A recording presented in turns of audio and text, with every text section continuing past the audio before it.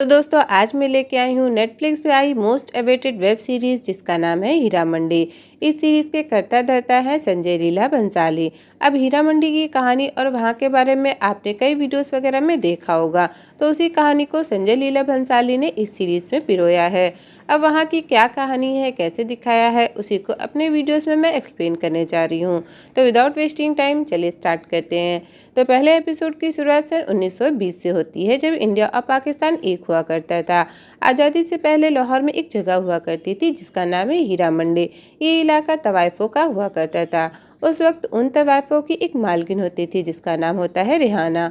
रेहाना काफ़ी ज़्यादा ब्रूटल थी और वो किसी को भी कुछ भी नहीं समझती थी। रेहाना की एक छोटी बहन होती है जिसका नाम होता है मल्लिका। उसको एक बेटा हुआ होता है, पर रेहाना उसके बेटे को कुछ पैसों के खातिर एक नवाब को बेच देती है। असल में वहाँ का असूल होता है कि हीरा मंडी में अगर कोई भी मर्द पैदा होता तो उसे बेच दिया जाता और सिर्फ लड़कियों को ही वहाँ रखा जाता ताकि आगे चल के वो भी तवायफ बन सके। मल्लिका को जब ये बात पता चलती है तो रेहाना के पास आती है और अपने बेटे के बारे में पूछती है। तो वो कहती है कि उसने उसके बेटे को एक नवाब को बेच दिया। ये सुन मल्लिका बहुत गुस्सा होती है और कहती है कि वो ऐसे कैसे किसी को बेच सकती है, वो उसके और नवाब जुल्फिकार के प्यार की निशानी है। रेहाना कहती है कि अगर उसे यहाँ तवायफ बन के रहना है तो उसे अपने बेटे को भूलना होगा। इस पर मल्लिका कहती है कि ये उसे बहुत महंगा पड़ेगा। अब इसके बाद ठीक 25 साल बाद की कहानी दिखाई जाती है, जहाँ पर मल्लिका जान अब हीरा मंडी की रानी बन चुकी होती है। मल्लिका को इस बात का काफी गुरूर होता है, वो भी बिल्कुल अपनी बहन रेहाना की तरह क्रूर और निर्दयी होती है। मल्लिका की सेवा के लिए कई सेवकाएं होती हैं, उनमें सबसे मेन सत्तो और फत्तो होती है। अब मल्लिका अपने हाथों और पैरों में मेहंदी लगवा रही होती है कि तभी वहाँ एक लड़की आकर बताती है कि एक विलायती बंदा उससे मिलना चाहता है जिसे उस्ताद जी लेके आए हैं। ये सुनकर मल्लिका बड़े ही नवाबी तरीके से उससे मिलने जाती है। उस्ताद मल्लिका को बताता है कि इसका नाम गंधर है और उसके लिए कुछ लेके आया है। विलायती आदमी मल्लिका को बताता है कि वो उसके लिए ग्रामोफोन लेके आया है जिसमें और तवाइफों के गाने की रिकॉर्डिंग है। साथ ही वो उनके यहाँ के बेबो तवाइफ की भी आवाज़ रिकॉर्ड करना चाहता है ताकि उसके कैसेट बिक सके। मल्लिका कहती है कि उसे इसमें कोई इंटरेस्ट नहीं है, वैसे भी उनके गाने कुछ खास लोगों के लिए होते हैं और जिन्हें बेबो के गाने सुनने हैं उन्हें यहाँ आकर सुनना होगा। अब इसके बाद मल्लिका की मुंह बोली बेटी बेबो का मुजरा दिखाया जाता है। इस मुजरे में कई सारे नवाब आए होते हैं, लेकिन बेबो सिर्फ एक ही नवाब को देख के डांस करती है जिसका नाम होता है वली साहब। असल में दोनों एक दूसरे से प्यार करते होते हैं। वहीं दूसरी तरफ मल्लिका अपने पुराने आशिक नवाब जुल्फिकार के पास होती है, जो कि काफ़ी ज़्यादा नशे में होता है। वो काफ़ी खुश होता है क्योंकि ब्रिटिशर्स ने उसे खान बहादुर टाइटल नाम से नवाजा होता है। अब मल्लिका जब अपने महल आती है तो उसकी छोटी बहन वहीदा उसके लिए बेबो के मुजरे में उड़ाए पैसे लेके आती है। पैसे देख मल्लिका कहती कि तो बहुत कम है। असल में उसे शक होता है कि वहीदा ने उसमें से कुछ पैसे रख लिए।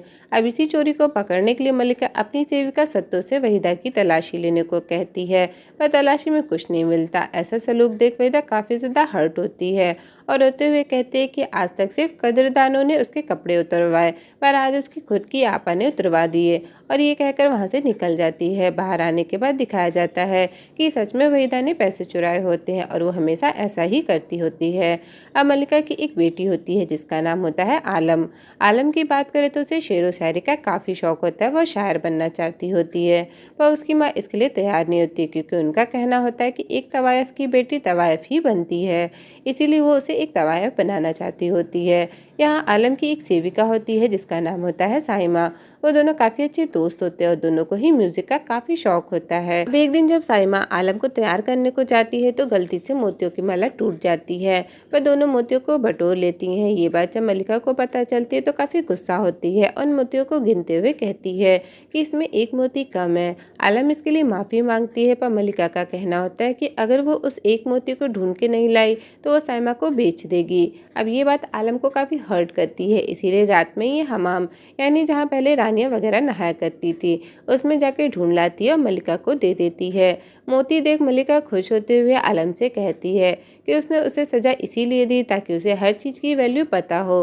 साथ ही वो चाहती है कि आलम अब बड़ी हो गई है, इसीलिए अब उसकी भी नत उतराई होनी चाहिए। अब ये सुन के आलम काफ़ी डर जाती है और इसके लिए मना कर देती है क्योंकि वो तवायफ नहीं बनना चाहती। लेकिन मल्लिका जान उसकी बात नहीं सुनती और बसंत पंचमी वाले दिन उसकी नत उतराई करने की अनाउंसमेंट कर देती है। अब बसंत पंचमी पंचमी के मौके पर वहाँ एक और लज्जो नाम की तवायफ आती है, जिसे मल्लिका अपनी बेटी की तरह समझती होती है, क्योंकि लज्जो जब 6 साल की थी तब उसकी बुआ ने उसे हीरा मंडी में भेज दिया था और तब से वो यहाँ पर है। अब लज्जो और बेबो आलम को समझाती हैं कि उसे मल्लिका की बात माननी पड़ेगी। उसकी किस्मत में यही लिखा है, क्योंकि वो एक तवायफ के घर में पैदा हुई है। यहाँ बेबो भी अपनी मजबूरी बताती है कि उसे भी यहाँ से निकलना था, पर वो नहीं निकल पाई। पर आलम ये बात मानने से इनकार कर देती है और कहती है कि वो अपने सपने को पूरा करके रहेगी। यहाँ हमें पता चलता है कि लज्जो को जोरावर नाम के एक नवाब से प्यार है और वो उसे शादी करना चाहती है और उसी के प्यार में डूबी रहती है, इसीलिए हमेशा शराब पीती रहती है। अब आगे एक नए कैरेक्टर की एंट्री होती है, जिसका नाम होता है ताजदार।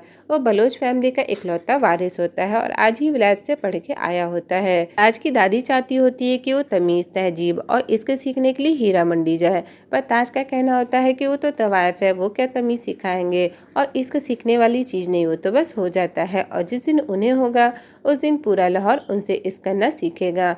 इसके बाद वो अपने पिता और कुछ लोगों से बात करता है, जो कहते हैं कि अगर ब्रिटिश सच नहीं होंगे तो कुछ भी नहीं चल पाएगा। लेकिन ताज का कहना होता है कि उसे अंग्रेजों की गुलामी पसंद नहीं, हमारे देश में हमें ही शासन करना चाहिए, न कि अंग्रेजों को। लेकिन उसकी बात से कोई भी सहमत नहीं होता, क्योंकि सभी अंग्रेजों के साइड होते हैं, केवल कुछ क्रांतिकारियों को छोड़कर। अब उसी पार्टी में उस्ताद जी भी आया है, जो ताज की दादी से ताज की तारीफ करते हुए कहता है कि मल्लिका जान ने अपनी छोटी बेटी की नतुतराई का ऐलान किया है, तो अगर आप कहें तो मैं बात चलाऊं। इस पर दादी कहती है कि अगले हफ्ते हमारे यहाँ मुशायरा है, तो उन्हें हमारी तरफ से आने का न्योता दे दो। वहीं दूसरी तरफ जब मल्लिका नशे में नाच रही होती है, तो वहाँ पर एक ब्रिटिश ऑफिसर कार्टराइट आता है, जो कहता है कि उसे एक लड़की चाहिए जो उसकी पार्टी में मुजरा कर सके। लेकिन मल्लिका जान कहती है कि भले ही उनकी लड़कियां तवायफ है, पर इसका मतलब ये नहीं कि वो हर पार्टी में जाके नाच गाना करे। असल में मल्लिका ये शो करना चाहती होती है कि हीरा मंडी में सिक्का सिर्फ मल्लिका जान का चलता है, न कि अंग्रेजों का। अब मल्लिका के मना करने पर ऑफिसर वहाँ से आग बबूला होकर चला जाता है। उसे बर्बाद करने के लिए वो रात में उस्ताद जी को बुलाता है और उसे मल्लिका के बारे में सब पूछता है कि वो कितनी पावरफुल है, उसकी क्या कमजोरी है, ताकि वो उसे बदला ले सके। फिर ऑफिसर उस्ताद के साथ इंटीमेट होता है। वहीं दूसरी तरफ रात में मल्लिका आलम को एक पार्टी में लेके जाना चाहती होती है, लेकिन आलम को पार्टी वगैरह में जाने का मन नहीं होता, तो वो अपनी तबीयत बिगड़ने का बहाना करती है। तब मल्लिका उसे बताती है कि आज रात नियादी साहब उस पार्टी में आने वाले हैं। अब ये सुन आलम जाने के लिए मान जाती है, क्योंकि वो उनकी बहुत बड़ी फैन होती है। पर चूंकि आलम ने पहले ही तबीयत खराब होने का बहाना कर मना कर दिया होता है, इसीलिए मल्लिका उसे नहीं ले जाती। पर आलम चुपके से मल्लिका की बग्घी के पीछे बैठ जाती है और उस पार्टी में पहुंच जाती है। यहाँ आलम नियादी साहब के शेरो शायरी को चुपचाप सुन और लिख रही होती है, लेकिन तभी उस पर ताज की नज़र पड़ती है और वो उसे बहुत पसंद आती है। वो तुरंत आलम के पास जाता है और उससे बात करने की कोशिश करता है, लेकिन तब तक पार्टी ओवर हो जाती है और सबके जाने का टाइम हो जाता है। ऐसे में आलम भी वहाँ से निकल जाती है और ताज उसे ढूंढने लगता है, पर आलम उसे कहीं नहीं मिलती। फिर ताज की दादी उसकी मुलाकात मल्लिका से करवाती है, तो ताज उसकी रिस्पेक्ट नहीं करता। तब मल्लिका कहती है कि ताज हीरा है, इसीलिए उसे हीरा मंडी आना चाहिए, ताकि वो वहाँ सब कुछ सीख सके। अब वापस आते वक्त भी आलम बग्घी के पीछे बैठकर आ जाती है, पर ये बात मल्लिका को मालूम हो जाती है कि वो चुपके से वहाँ गई थी, और सबसे बड़ी बात कि आलम ने उसे झूठ बोला। अब इसी बात की सजा देने के लिए मल्लिका आलम की सारी किताबें और उसकी डायरियाँ जला देती है, क्योंकि असल में मल्लिका उसकी माँ कम वहाँ की रानी ज़्यादा है।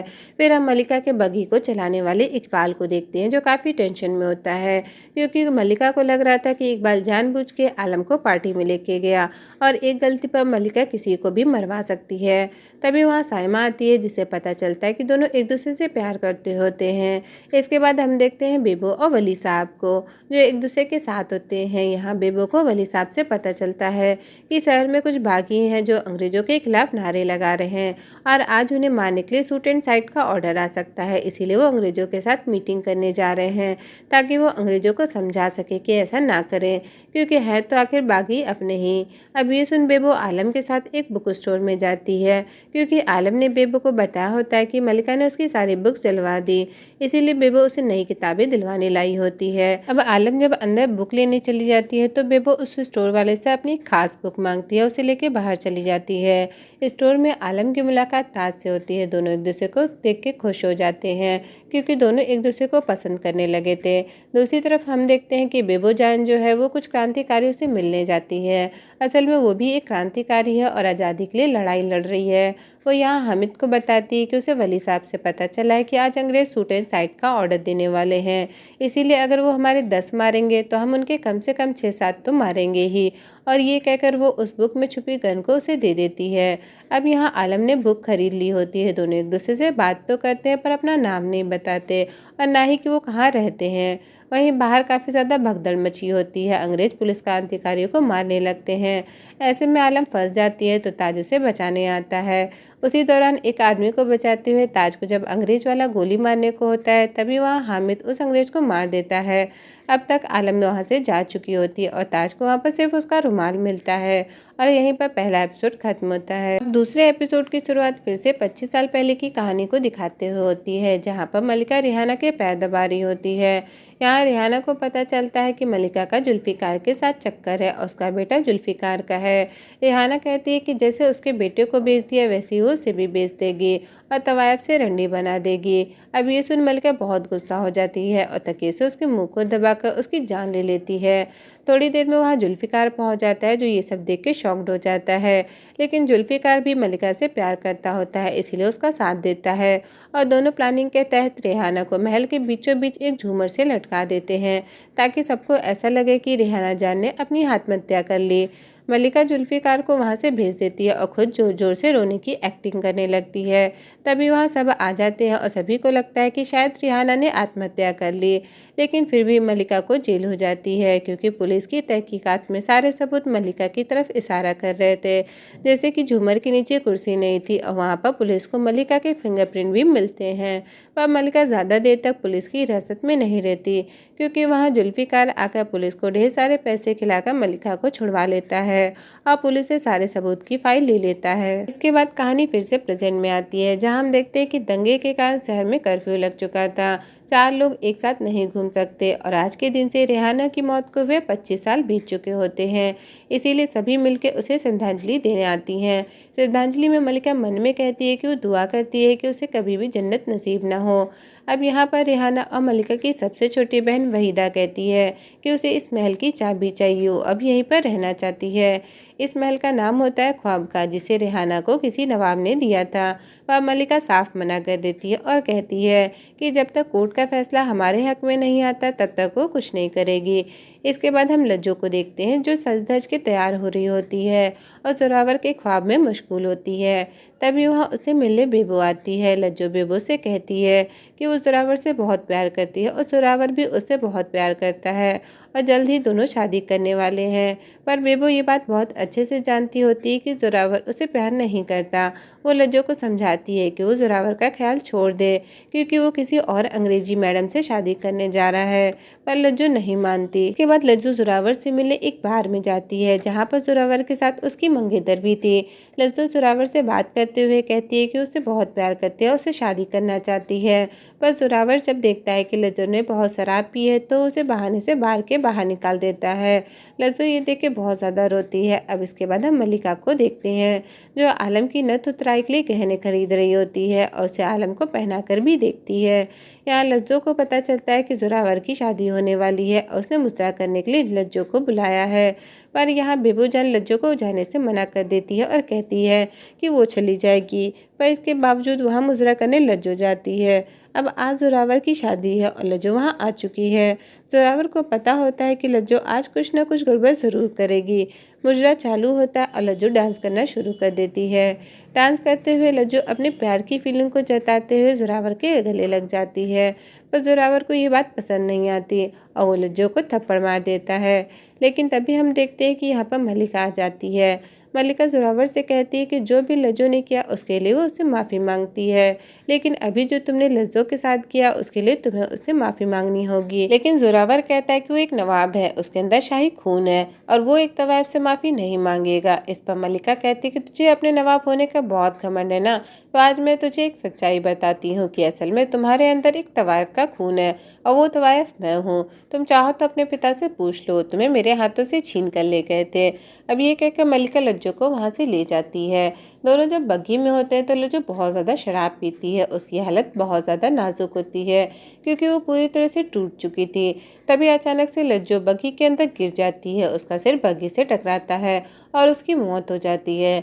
लज्जो की मौत से शब्बी को शॉक लगता है, सभी बहुत ज़्यादा रोती हैं। यह उन्हें एक सबक मिलता है कि तवाइफ को प्यार नहीं करना चाहिए क्योंकि प्यार में यही हश्र होता है। तब मल्लिका कहती है कि आज रोने का दिन नहीं बल्कि तवाइफ की ज़िंदगी से आज़ादी मिली है, उसका जश्न करने का दिन है। और ये कहकर वो गाते हुए लज्जो के मृतक शरीर को बाहर ले जाती है। अब तभी वहाँ पर एंट्री होती है रेहाना की बेटी फरीदन की, जो मल्लिका के गले लगते हुए कहती है कि एक जनाजे में वो आई है और एक जनाजा वो सजा कर जाएगी, यानी कि वो अपनी माँ का बदला लेके रहेगी और उससे अपनी माँ की अंगूठी छीन लेती है। तीसरे एपिसोड की शुरुआत फिर से 25 साल पहले से होती है, जहाँ पर हम देखते हैं कि मल्लिका और जुल्फिकार साथ में होते हैं। तभी वहाँ पर वहीदा आती है और कहती है कि रेहाना आपा के नाम पर 2 महल थे, एक शाही महल जिसमें आप रहती हैं और दूसरा ख्वाब का महल जो वीरान पड़ा है, इसीलिए उसे आप मेरे नाम कर दीजिए। और वहीदा मल्लिका से कागज पर दस्तखत करने को कहती है ताकि वो ऑफिशियली उसके नाम हो जाए, पर मल्लिका टालने लगती है। इस बात को लेकर दोनों में गर्मा गर्मी हो जाती है और जुल्फिकार गुस्से में उसी पेन से वहीदा के चेहरे पर वार कर देता है और ये निशान आज तक उसके चेहरे से गया नहीं होता। अब प्रेजेंट में कहानी आती है जहाँ उसी निशान को हम वहीदा के चेहरे पर देखते हैं और आज मल्लिका और वहीदा ख्वाबका के लिए कोर्ट जा रहे होते हैं। दरअसल में ख्वाबका महल जिस नवाब का था उसने खुश होकर रेहाना को दिया था, पर नवाब की मौत के बाद अब उसके असली वारिस उस महल को वापस मांग रहे हैं जो मल्लिका देना नहीं चाहती। इसीलिए ये केस पिछले 25 साल से चल रहा है। अब कोर्ट में नवाब के परिवार का वकील ख्वाबका की मांग कर रहा होता है, तब मल्लिका उसे मुंह तोड़ जवाब देती है कि उसके पास तो ख्वाबका की चाबियां हैं, तुम्हारे पास अगर उसके पेपर हो तो बताओ। वहाँ पर फरीदन भी आई होती है जो पूरा केस सुन रही होती है। यहाँ मल्लिका नवाब के बेटे की भी बेइज्जती कर देती है, जिस पर उसका गिरेबान तक पकड़ लेता है और ऐसा करने से मल्लिका को ख्वाबका मिल जाता है। अब इसके बाद मल्लिका ख्वाबका की चाबियां वहीदा को दे देती है, जिससे वो बहुत खुश होती है क्योंकि उसे हमेशा से वो महल चाहिए था। वहीं वहीदा जब शाही महल में आती है तो देखती है कि उस नवाब की बीवी मल्लिका के साथ बैठी है। ये देख के वो काफ़ी शॉक्ड होती है। मल्लिका यहाँ पर वहीदा से महल की चाबियां लेके उस नवाब की बीवी को दे देती है। ये देख के वहीदा बहुत ज़्यादा गुस्सा हो जाती है। पूछने पर मल्लिका कहती है कि अगर रेहाना आपा की बेटी फरीदन ने हम पर अपनी माँ के हिस्से के मांगने का केस कर दिया तो हम हार जाएंगे और मुझे हार मंजूर नहीं, इसीलिए महल जिसका है उसे लौटा दिया। अब रात में वहीदा मल्लिका के पास आकर मिठाई बांटते हुए कहती है कि ख्वाबका महल में नवाब की बीवी आकर रहने लगी। असल में ख्वाबका और शाही महल आमने सामने होता है। मल्लिका जब नवाब की बीवी को बधाई देने के लिए मुड़ती है तो देखती है कि नवाब की बीवी से वो महल फरीदन ने ले लिया। ये देख के उसके होश उड़ जाते हैं क्योंकि फरीदन भी अपनी माँ की तरह तेज तर्रार होती है और वो यहाँ ज़रूर कुछ ना कुछ गड़बड़ करने आई है। अब फरीदन से मिलने उस्ताद जी आता है, जिसे हीरा मंडी की हर खबर मालूम होती है। दोनों के बीच बातें होती हैं। उस्ताद जी फरीदन को मल्लिका की छोटी बेटी आलम के बारे में बताता है कि वो तो तवायफ बनना ही नहीं चाहती और सुना है कि उसे किसी से मोहब्बत भी हो गई है। इसके अलावा उस्ताद उस अंग्रेज ऑफिसर कार्टराइट के बारे में बताता है जिसकी मल्लिका ने बेइज्जती की थी। उस्ताद कहता है कि वो मल्लिका से बहुत ज़्यादा गुस्सा है और उससे बदला लेना चाहता है। इधर आलम साइमा के साथ बुक स्टोर में ताज से मिलने आई होती है क्योंकि उसे लगाता है कि वो यहाँ पर काम करता है, पर स्टोर का मालिक बताता है कि वो कोई नौकर नहीं था बल्कि वो तो एक नवाब है। इस पर आलम सोचती है कि अगर किस्मत में लिखा होगा तो ज़रूर मिलेंगे। वहीं दूसरी तरफ ताज क्रांतिकारियों से मिलने आया होता है, जहाँ हामिद बाजार देता है और कहता है कि हमें इन अंग्रेज से अपना मुल्क वापस लेना होगा और जो इस लड़ाई में साथ नहीं देना चाहते वो जा सकते हैं, पर वहाँ से कोई आदमी नहीं जाता और इस तरह ताज उनके साथ मिल जाता है। इधर हम उस्ताद को देखते हैं जो फरीदन के पास कुछ लड़कियों को लेके आता है जो अब से यहाँ पर तवायफ का काम करेंगी। फिर उस्ताद ताज की फ़ोटो दिखाते हुए बताता है कि वही है जिससे आलम इश्क करती है और मल्लिका ने इसे ही चुना है आलम की नथुतराई के लिए।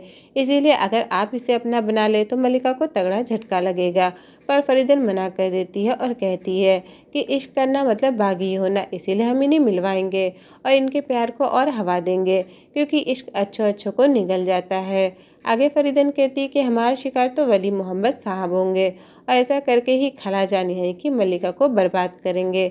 अब इसके बाद बेबो को दिखाया जाता है, जहां आलम आकर कहती है कि वो भी उसके साथ वली साहब की दावत पर जाना चाहती है। असल में वली साहब ने एक दावत रखी होती है जहां बड़े बड़े नवाबों को बुलाया गया था और इसीलिए आलम को लग रहा था कि शायद वहां ताज भी आएगा और वो उससे वहां पर मिल पाएगी।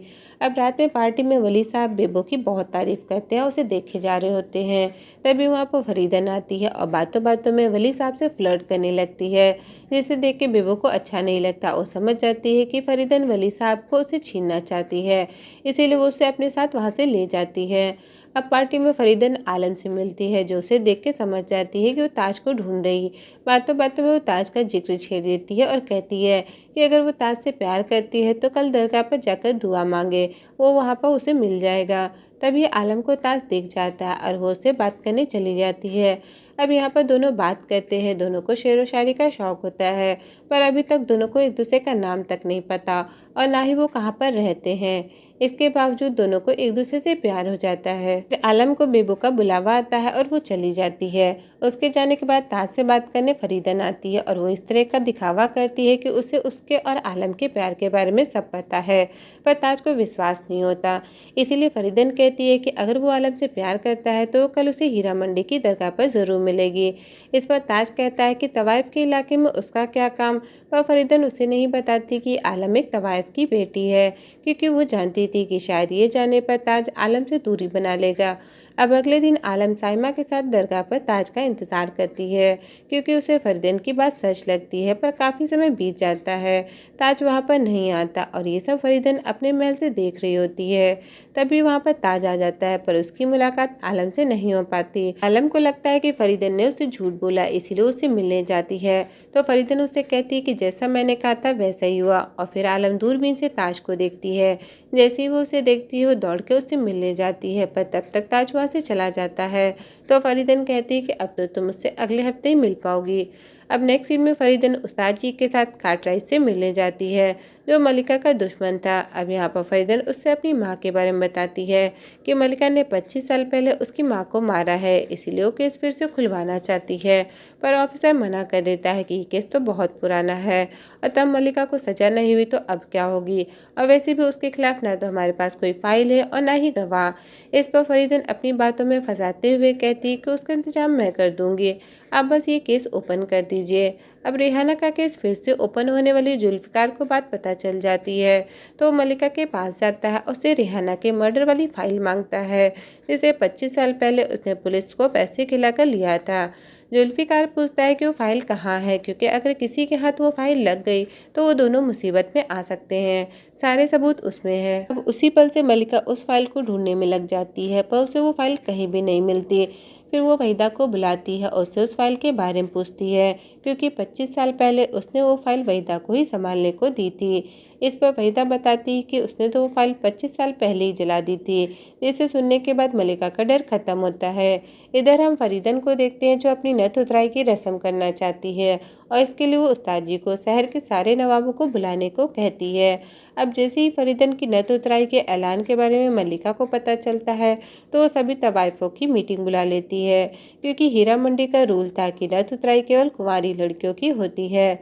अब चूंकि सभी को लगता है कि फरीदन कुंवारी नहीं है, वो कई आदमियों के साथ सो चुकी है, इसीलिए उसकी ये रस्म नहीं होनी चाहिए। पर फरीदन भड़क जाती है और कहती है कि अगर यही रूल है तो आज से वो ये रूल बदल देगी और वो अपनी नथ उतराई की रस्म जरूर करवाएगी, और इसके लिए वो अनाउंसमेंट भी करवा देती है। मलिका फरीदन को हराने के लिए अपनी चाल चलती है और वो उसी दिन बेबो जान का आखिरी मुजरा रखती है, यानी कि आज के बाद बेबो जान कहीं मुजरा नहीं कर पाएगी।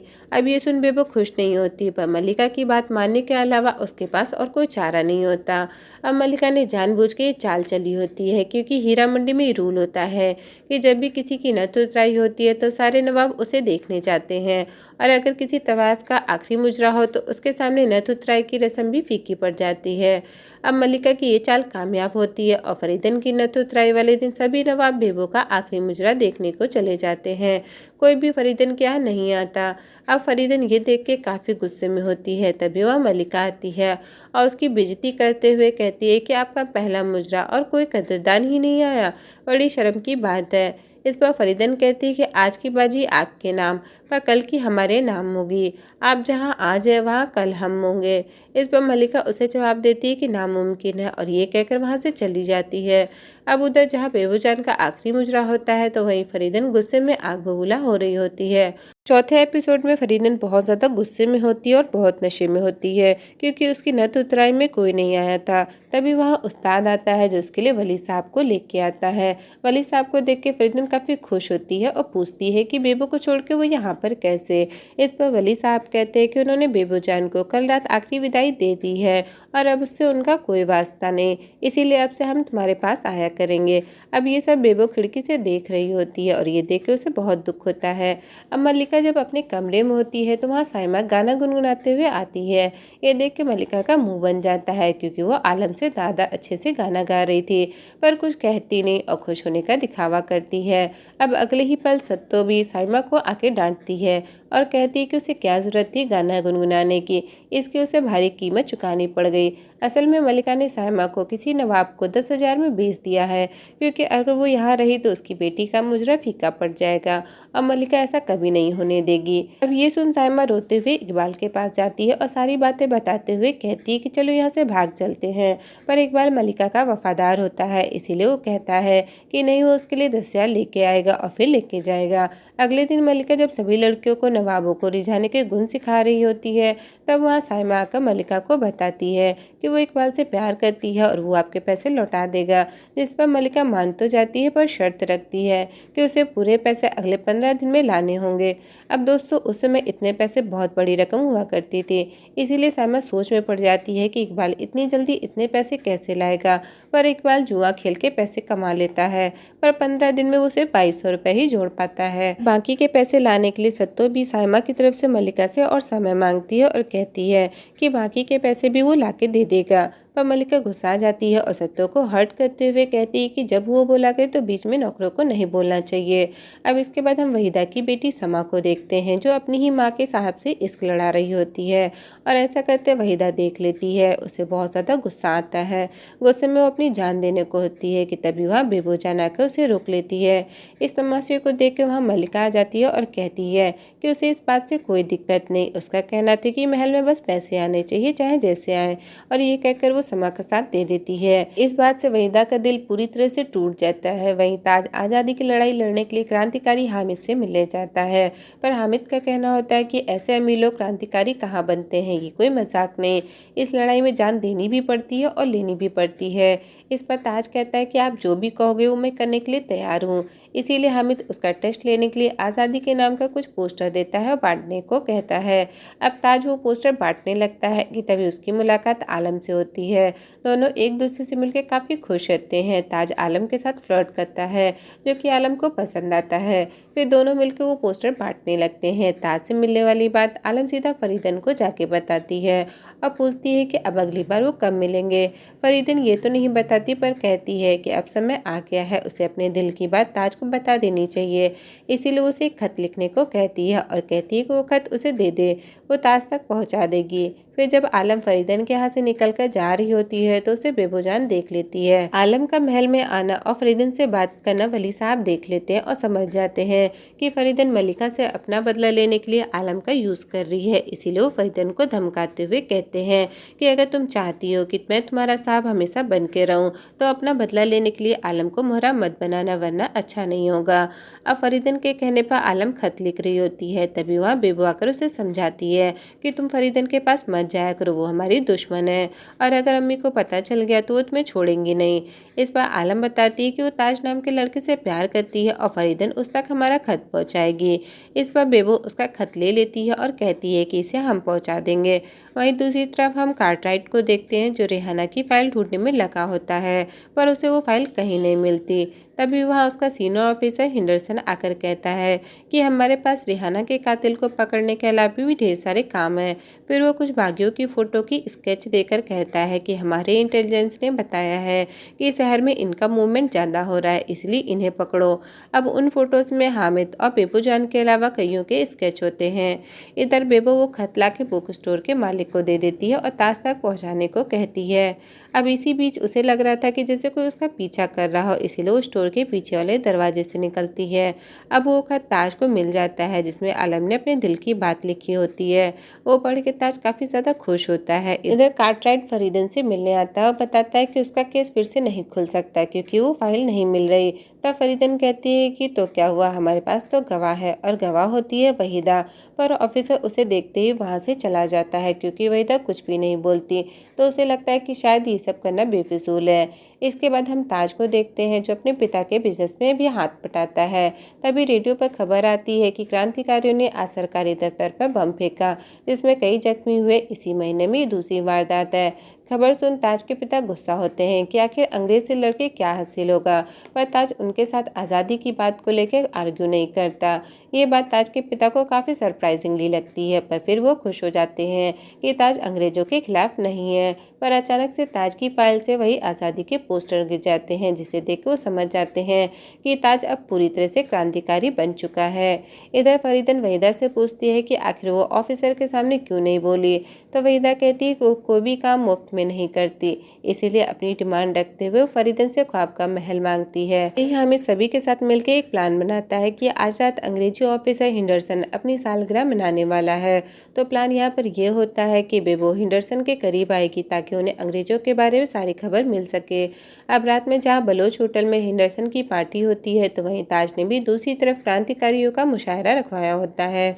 ये देख के ताज के पिता गुस्सा होते हैं और कहते हैं कि हमारा होटल है, इसे ऐसे बर्बाद मत करो। पर ताज को कोई फर्क नहीं पड़ता क्योंकि उसे तो बस आज़ादी चाहिए थी। अब जब हिंडरसन वॉशरूम में होता है तो वहाँ बेबो उससे मिलने आ जाती है और उसे अपनी बातों में फंसाकर उसके करीब भी आ जाती है। इधर इकबाल पैसों के लिए जुआ खेल रहा होता है कि तभी वहाँ पुलिस आकर उसे पकड़ लेती है और उसे पकड़वाने में मलिका का हाथ होता है। इकबाल किसी तरह पुलिस से खुद को छुड़ाकर सायमा के पास भाग के जाता है और पैसे देते हुए कहता है कि वो और पैसे ले आएगा, पर फिर भी पुलिस उसे पकड़कर ले जाती है। सायमा इससे काफ़ी ज़्यादा टूट जाती है। अब ये सब ऊपर से आलम देख रही होती है और फिर वो मलिका के पास जाकर कहती है कि सायमा सच में इकबाल से प्यार करती है, इसीलिए उसे ना भेजे। इस पर मलिका कहती है कि ठीक है, नहीं भेजेंगे, पर इसके लिए तुम्हें अपनी नथ उतराई की रस्म करवानी पड़ेगी। तब सायमा के लिए आलम हाँ कर देती है। अब ये सारी बातें बाहर खड़ी सायमा सुन रही होती है। उधर जेल में ऑफिसर इकबाल को बहुत मारता है, बहुत टॉर्चर करता है। वो इकबाल से कहता है कि उसकी गिरफ्तारी मलिका ने करवाई है, अगर वो बदला लेना चाहता है तो उसके खिलाफ गवाही दे दे कि मलिका अंग्रेजों से गद्दारी कर रही है। साथ ही उसे भड़काता भी है, पर इकबाल मलिका के खिलाफ जाने से मना कर देता है। तो वही आलम नथ उतराई के लिए पूरी तरह से तैयार हो जाती है। ये देख के बेबोचन काफी शौक में होती है कि आखिर आलम इतनी आसानी से कैसे मान गई। फिर बेबो बताती है कि ताज ने उसके लिए खत भेजा है जिसमें वो उसे मिलने के लिए बुला रहा है।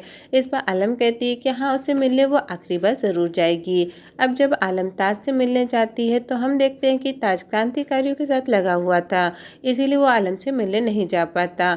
आलम वहाँ एक खत रख कर चली आती है। फिर वहाँ से आने के बाद आलम अपनी नथ उतराई की तैयारियों में लग जाती है और बेबो उसे तैयार करती है। वहीं सायमा फैसला करती है कि आलम ने उसके लिए बहुत कुछ किया है, इसीलिए उसकी नथ उतराई रोकने के लिए कुछ भी कर सकती है।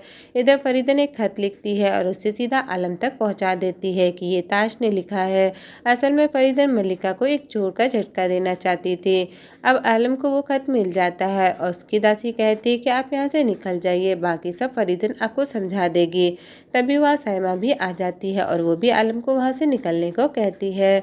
वहीं मलिका काफ़ी खुश होती है कि आज उसकी बेटी की नथ उतराई में बड़े बड़े नवाब आए हैं। जैसे ही बेबोजान आलम को लेने आती है तो देखती है कि आलम तो यहाँ से भाग चुकी है और फिर हम आलम को एक बग्घी में फरीदन के साथ देखते हैं जो उसे यहाँ से भागने के लिए हौसला देती है।